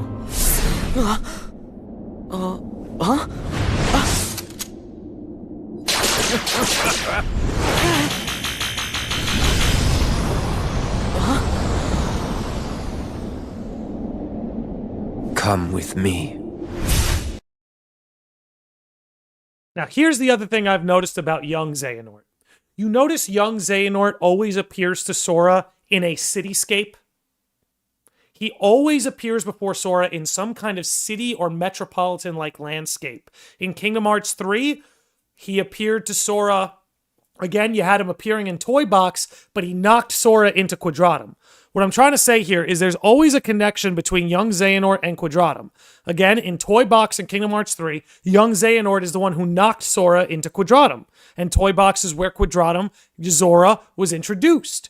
Now, keep in mind, at the end game of Kingdom Hearts 3, when Sora is basically using the power of waking to save all his friends, where does young Xehanort confront him? He confronts him in San Francisco, or rather not a dreamscape, but a cityscape of San Francisco.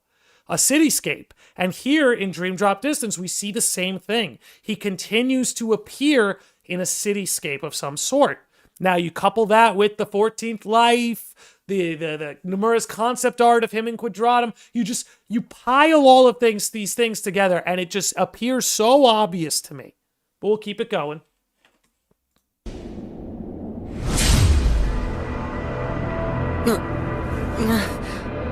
What?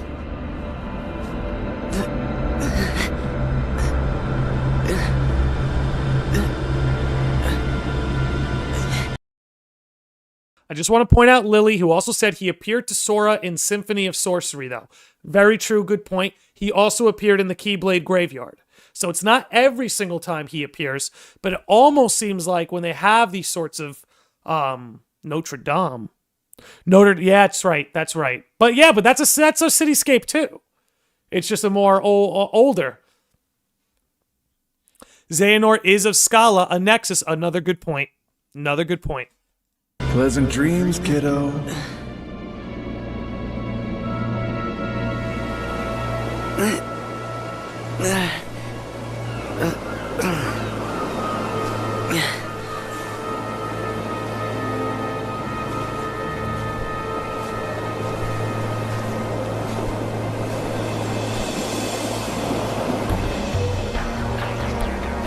Yes. This was where it started. At this point, I still had no idea that I was talking to myself. So here we go. You know, I'll say this. Some people give the introduction of time travel into Kingdom Hearts some slack.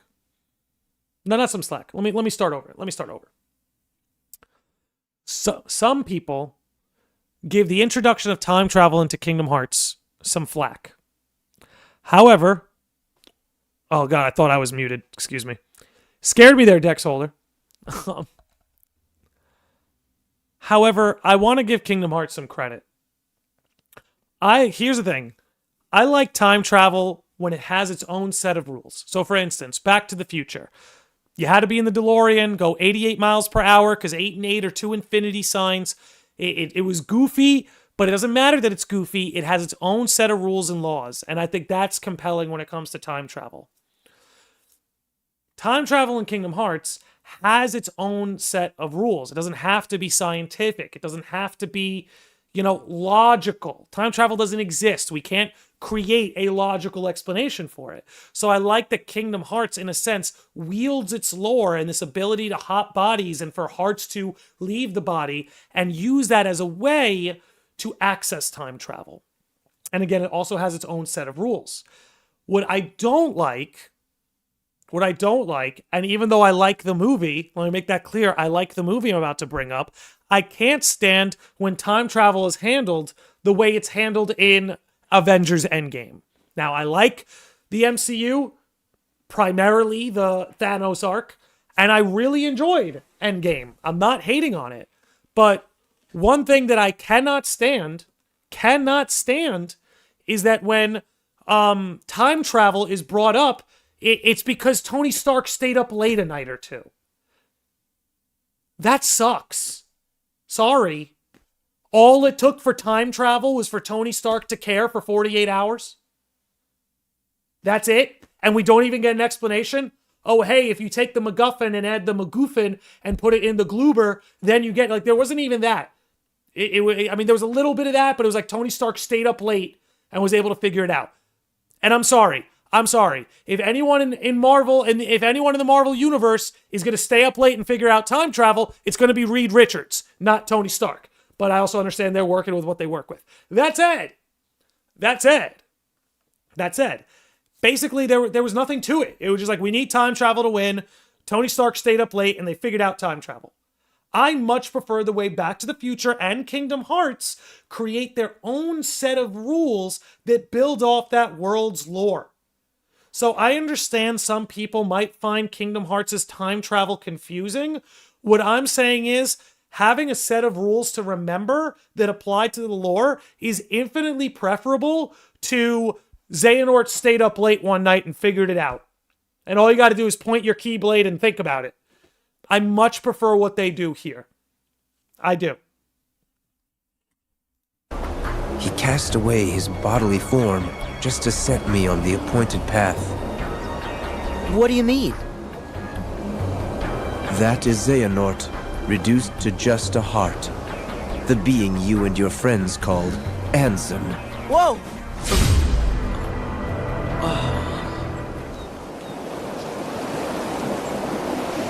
No. Him. Is that? Yes. The point in time that Xigbar mentioned. Me. Right before my world was swallowed by the darkness. To move through time, you must leave your body behind. Ansem first sent me on my way. So again, that's sort of the indication. You got to leave your body behind. That hearts are what's capable of traveling through time, not your body. Because your body is something physical. Your body is grounded to the earth. It's grounded in the time which it lives. But hearts seem to be made up of something that allow them to travel through time. But you can only travel through time where you have been. So, in a sense, Sora can't go before the moment he was alive. Xehanort was able to separate his heart from body to achieve these other access points, right? In a lot of ways, that was sort of the idea, is achieve these other access points. Now let's keep this going. And then placed himself here when the time was right. That is what set all these events in motion. What are you saying? That he knew everything that would happen?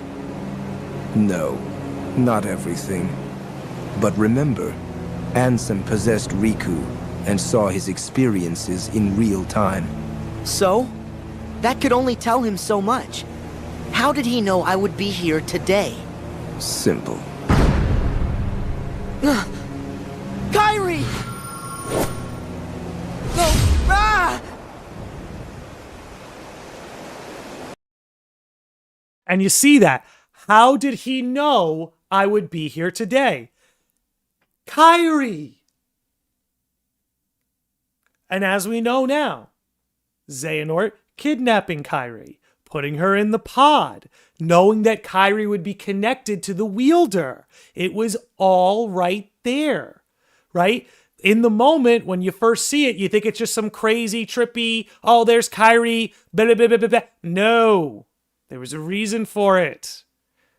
Tracked like a GPS, bro. Tracked that Keyblade wielder like a GPS.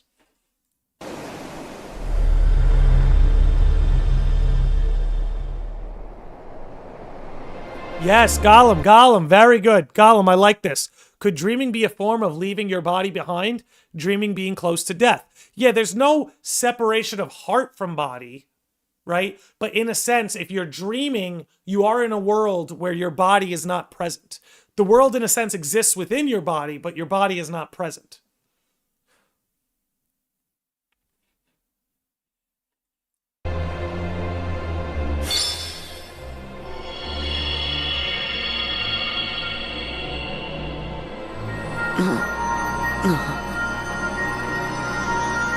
What is...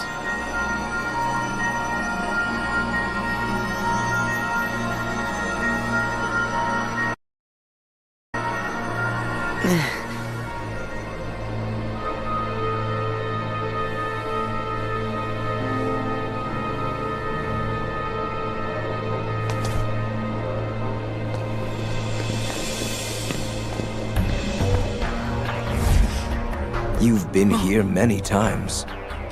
Your first journey, your voyage through memories, in the datascape, in your dreams, relived again and again, like deja vu.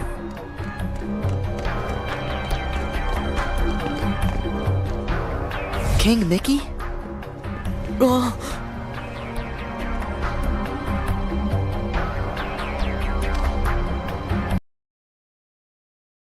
I wonder if that implies, like how you saw King Mickey run just before they appeared, if Donald and Goofy just missed King Mickey at the start of KH1. I don't think that lines up, but interesting thought.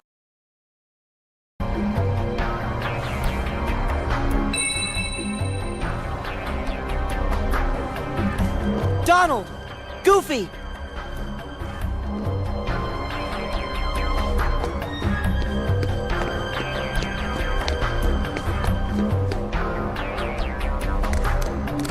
Pluto!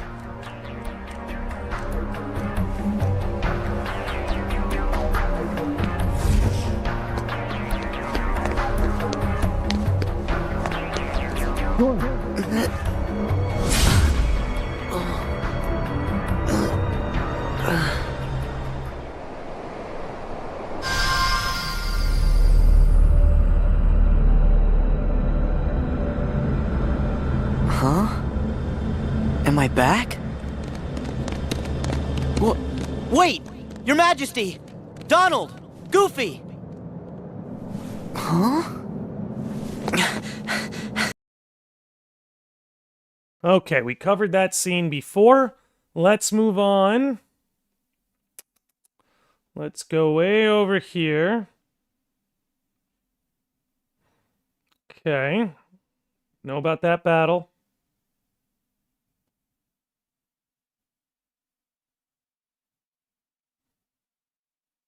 Okay. I do want to come over here, just for a minute. I'll catch up with you in no time flat. What? You want to be a Keyblade Master?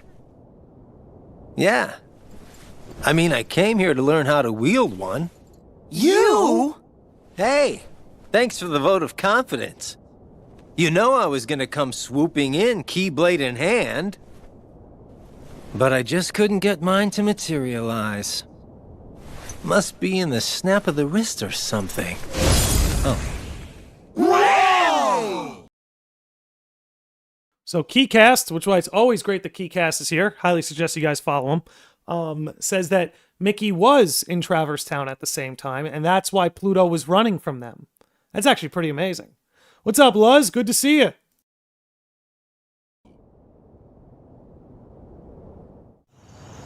Do you have to go? Well,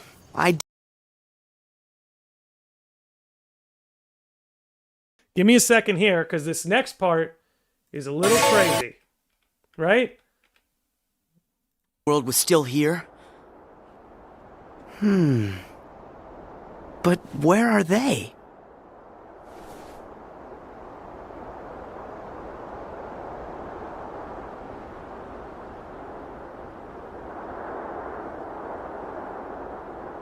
Hey, yo, what's up, Kokiri? Good to see you, man. Wait for it.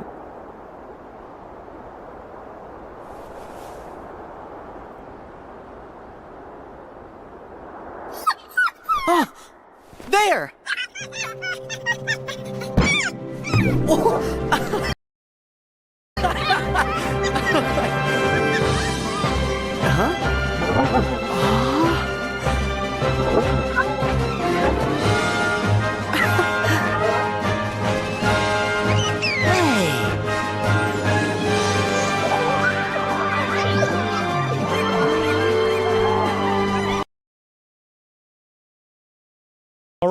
All right, man. Now that we know that these are the Daybreak Town kids, it makes you wonder, do they sense the Ventus in there? Is that it? Don't get me wrong, I'm sure Sora can make these friends by his own virtue. But again, it makes you wonder now. Again, we talk about those layers. We talk about coming back after gaining new knowledge, knowing that these are all the Daybreak Town kids. And that Ventus still rests within Sora's heart. It makes you wonder if there was some sort of magnetism that brought them together. It's crazy, bro. Thanks! You're the best! Hey, Boom, right. This scene is why the keys light up to help Sora in KH3. Exactly. Why Ephemer and the Wielders all came to assist Sora, because he befriended them. He made connections with their hearts. Sora made connections with their hearts back to Daybreak Town to call them in for the Keyblade Graveyard. These are the kinds of things that don't get enough credit, man. These are the kinds of things that don't get enough credit. I'm telling you. It's not random. It's not all the events that come to pass are not random. They might seem random or out of place in the moment, but all it takes is 1 or 2 games later to shine a new light on an old scene and make it all come together, man. And then this is what I mean, is you play it for the first time and you're like, why are we seeing Ventus? Why are we flashing to Ventus? For what reason? What did Dream Drop Distance have to do with Ventus? And then, give it to me. Give it to me. Guy, Nomura does not make it up as he goes along. Okay, Nomura does not make it up as he goes along. This here teased the story beat that didn't show up until 10 years later. Like, you gotta understand that. Sora reuniting with the Dream Eaters and then immediately going to Ventus, who is smiling in his sleep. It's just, none of it is random. Again, all the events that come to pass, they're all connected in a web. I'm telling you. We just thought it was like reminding us of Ven's connection to Sora, but no. It's deeper than that. It's always deeper than that, man. It's always deep. Keep it going. We're almost there.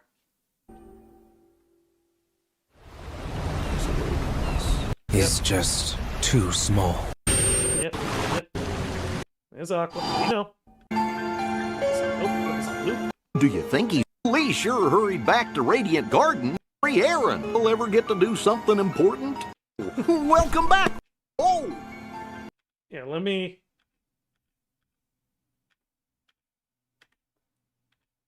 Give me 1 second. There's definitely one part I want to get to here. Here we go. I brought you the guest you asked for, but you never said why. Huh? Wow! I have come to learn that you too can wield a Keyblade.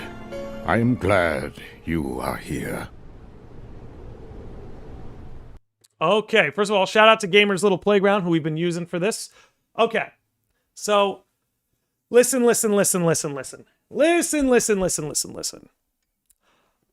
Another reason why playing Dream Drop Distance is so important is because it shows you that Kairi didn't get any kind of training until the 11th hour.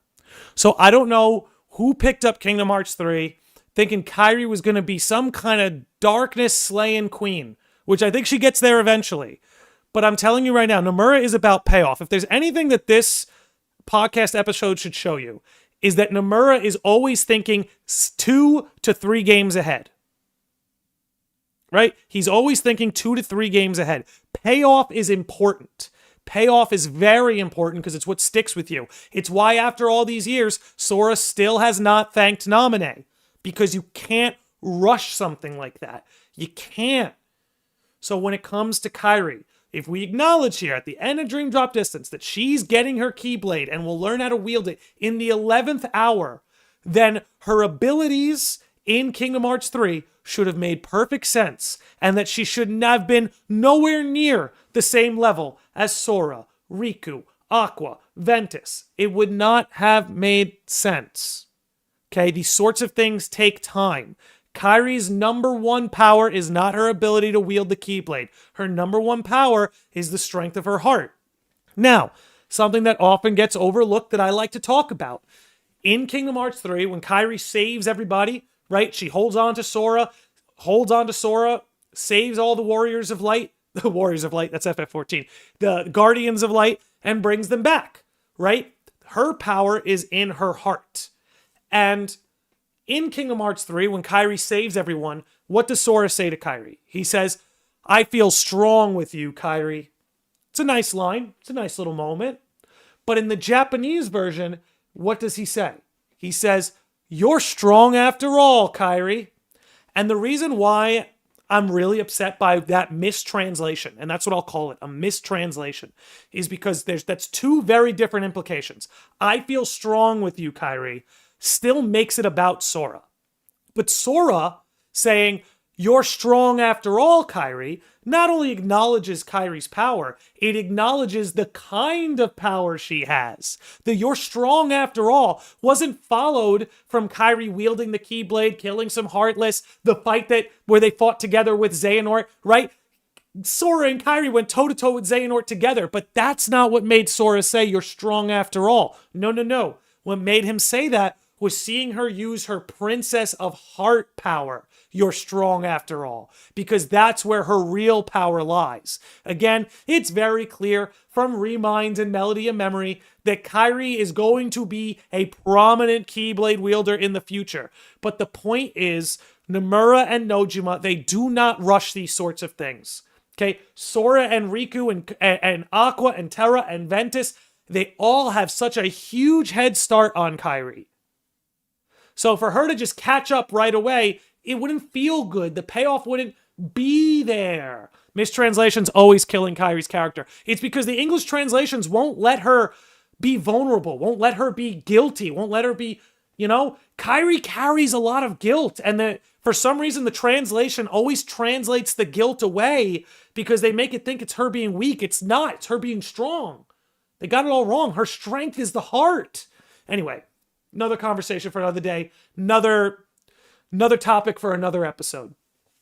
But getting back into it, it's about that long payoff. Again, that's what I hope this episode showed you, is that Kingdom Hearts is all about the long game, all about the long payoff, and these sorts of things will not get rushed, right? You see Ventus smile in 2012, you don't know why until 2022. And you know what? All the better for it. All the better for it. So, yeah, I mean, look, we're coming up on 2 hours here, just kind of crazy. Not gonna lie. This has been a really fun episode. Let me check my notes. I'm pretty sure I covered everything. Can we talk about the Riku scene with the Guardian? Of course. You're right. I've done so many videos on that. I guess I just felt like bypassing it, but you are right. This is something we have to talk about. This is another example. Here we go. Okay, let me pull this up. Here we go. So can we look forward to a Kairi podcast? Dude, let me tell you something. I've done a lot of episodes on Kairi. Let me see. 1 second. I've done a lot of episodes on Kairi. I think she's actually an incredible character. Call me crazy. She's not, I wouldn't put her top 3 or anything like that. I'm just saying people are always sleeping on Kairi. People are always sleeping on Kairi. Give me 1 second. Give me 1 second here. I believe I got a good one for you. Okay. I did a whole episode about Kairi and Riku's future. I'm going to drop it in the chat for you. Okay, so there's a whole episode I did on Riku and Kairi's future coming in KH4 and stuff like that. But okay, here we go. Another moment. Another moment.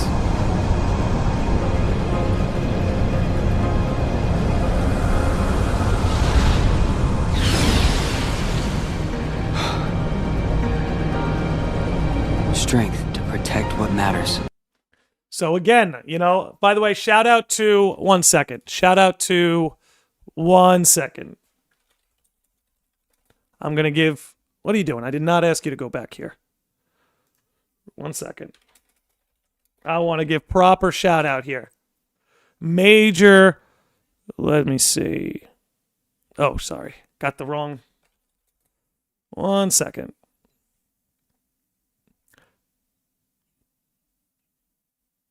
Where is the...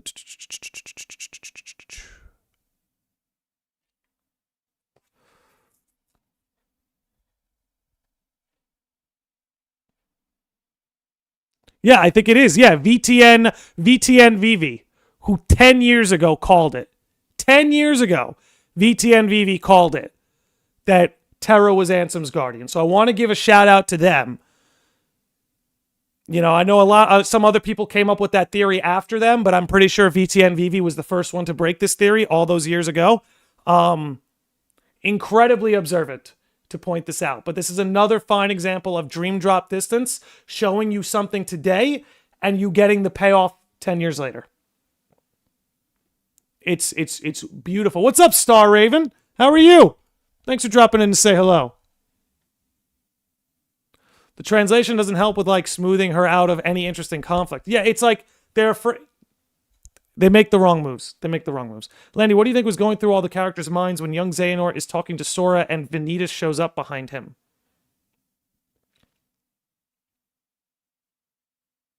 When young Xehanort is talking to Sora and Vanitas shows up behind him. I don't know. I mean, that's a good question. My honest answer is I don't know. I don't even know. I don't know what they would think. Okay. We are now coming up on 2 hours. I am going to wrap up the stream here. But before we do, some shout-outs. Shadow of the Day. Billy the Kid Lawrence. Treehouse and Sid. Thank you so much for your generosity. The super chats, the memberships. Really wanted to give you the shout-out there. If you're hanging out on Twitch, please stick around. We are going to raid, let's see, who's out here having fun? Andy Brew. We can raid Andy Brew. We all love Andy Brew. So stick around for that. Guys, thank you so much for hanging out. This is another great episode of The Lodge. You all have been fantastic. I will see you all in the next one. We'll drop some clips. New episode next week talking about FF7. And yeah, I'll see you all in the next one. I love you all. Thank you for making this worth it. Thank you for always hanging out. Thank you for always sharing your thoughts. You guys are amazing. And I'll see you all in the next one, gang. Peace out.